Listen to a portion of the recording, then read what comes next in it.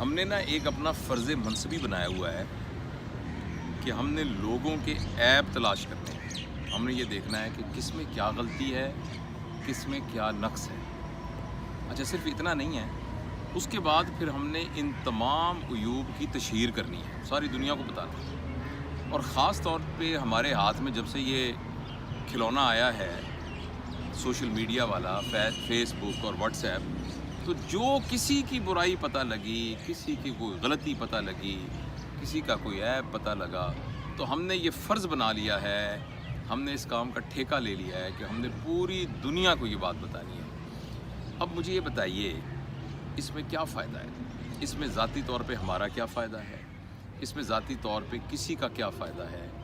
اس میں ہمارے معاشرے کا کیا فائدہ ہے؟ ہمارے ملک کا کیا فائدہ ہے؟ پوری دنیا کا کیا فائدہ ہے؟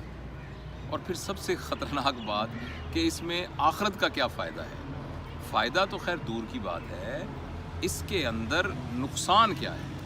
اب آپ یہ دیکھیے، ہر لیول پر اس کا نقصان ہے۔ اپنے لیول پر اس کا نقصان یہ ہے کہ جب بھی ہم لوگوں کے عیب تلاش کر رہے ہوتے ہیں اور جب بھی ہم یہ دیکھنے کی کوشش کر رہے ہوتے ہیں کہ دوسرے شخص میں کیا نقص ہے، تو اپنے سب کانشیسلی، لاشعوری طور پر ہم بنیادی طور پر اس کھوج کے ذریعے سے اپنے عیبوں پر پردہ ڈالنے کی کوشش کر رہے ہوتے ہیں۔ جب ہمارے اندر یہ پتہ ہو کہ میرے اندر یہ نقص ہے اور ہمیں یہ پتہ لگے کہ یہ نقص تو میرے بھائی کے اندر بھی ہے، تو ہمیں ایک طرح کی تسلی ہوتی ہے، ہمیں ایک طرح کا سکون ملتا ہے کہ میں اگر بے ایمان ہوں، میں اگر جھوٹا ہوں، میرے اندر ایک رواداری نہیں ہے، میرے اندر محبت نہیں ہے، تو فلاں کے اندر بھی تو نہیں ہے۔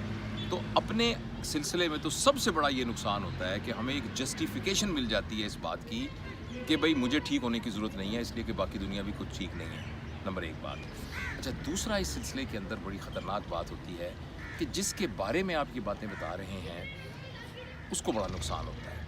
جب اس کو پتہ لگتا ہے کہ آپ کے بارے میں یہ باتیں کی جا رہی ہیں، تو الٹیمیٹلی لوگوں کو پتہ تو چل ہی جاتا ہے، تو ایسا ہوتا ہے کہ اس کے اندر ایک نیگیٹیوٹی کریٹ ہوتی ہے، اس کے اندر آپ کے بارے میں ایک نفرت کریٹ ہوتی ہے، اور اس کی وہ توانائیاں جو اپنے آپ کو امپروو کرنے میں خرچ ہونی چاہیے تھیں، وہ تمام توانائیاں بنیادی طور پر آپ کے خلاف اس کی مزاحمت میں خرچ ہونی شروع ہو جاتی ہے۔ اس کے علاوہ معاشرے میں بڑا نقصان ہوتا ہے اس بات کا، معاشرے میں ایک نیگیٹیوٹی کریٹ ہوتی ہے۔ دیکھیے، جس طریقے سے وہ ہمارے بزرگ کہتے ہیں کہ ایک کانشس ہے، پوری کاسمک کانشسنس ہے، اسی طریقے سے اس پلانٹ ارتھ کی ایک اپنی کانشسنس ہے، اسی طریقے سے اس ملک کی ایک کانشسنس ہے، ایک شہر کی، ایک محلے کی، ایک سوسائٹی کی ایک کانشسنس ہے، اور ایک آپ کی اپنی کانشسنس ہے۔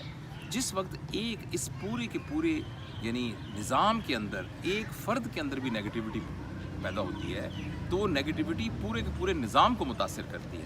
جب ہم ایک نیگیٹو میسج دنیا میں یوں فلوٹ کرتے ہیں تو پورے معاشرے میں نیگیٹیوٹی میں اضافہ کرتے ہیں۔ دیکھیے، میری یہ گزارش ہے کہ جس وقت بھی ہم کوئی بات کسی کے بارے میں کہیں، خاص طور پر یہ فیس بک، واٹس ایپ وغیرہ کے اوپر کوئی پوسٹ لگائیں، تو ایک لمحے کے لیے ضرور سوچ لیں کہ ایسا کرنے کا فائدہ کیا ہے، یہ جو میں کچھ کر رہا ہوں اس کے کانسیکوینسز کیا نکلیں گے۔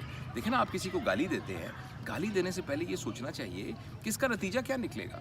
اسی طریقے سے کوئی بھی نیگیٹو بات آپ کرتے ہیں تو پہلے سوچئے کہ اس کا نتیجہ کیا نکلے گا۔ اگر اس کا کچھ بھی نتیجہ نہیں نکل رہا بلکہ اس کا نقصان ہو رہا ہے، تو اس کو بیان کرنے کی ضرورت کیا ہے۔ دوسری اہم بات یہ ہے کہ ہم یعنی مسلمان ہونے کی حیثیت سے یہ جانتے ہیں کہ نبی پاک صلی اللہ علیہ وآلہ وسلم کے منہ سے نکلی ہوئی ہر بات اٹل ہے، اور قرآن پاک میں کہی گئی ہر بات اٹل ہے۔ اب قرآن پاک کی ایک آیت ہے جس کے الفاظ ہیں، اللہ مجھے کمی بیشی معاف کرے، وَلَا تَنَابَزُوا بِالْأَلْقَابِ، لوگوں کو ناموں کے ساتھ مت پکارو، یعنی ان کے الٹے پلٹے نام نہ لکھو۔ ہم آپ اپنی واٹس ایپ دیکھ لیجئے، فیس بک دیکھ لیجئے، بھرے پڑے ہیں جس میں کسی کو ہم کچھ کہہ رہے ہیں، کسی کو ہم خاص طور پہ سیاسی جو حلقے کے لوگ ہیں وہ اپنی سیاسی دشمنیوں کے اندر لوگوں کے ایسے ایسے نام لے رہے ہیں، اور یہ ڈائریکٹ اللہ تعالیٰ کے حکم کی نافرمانی ہے۔ اب آپ دیکھیے، اگر اللہ کے حکم کی نافرمانی کریں گے اس کی کتنی بڑی عذاب اور تکلیف ہمیں پہنچ سکتی ہے۔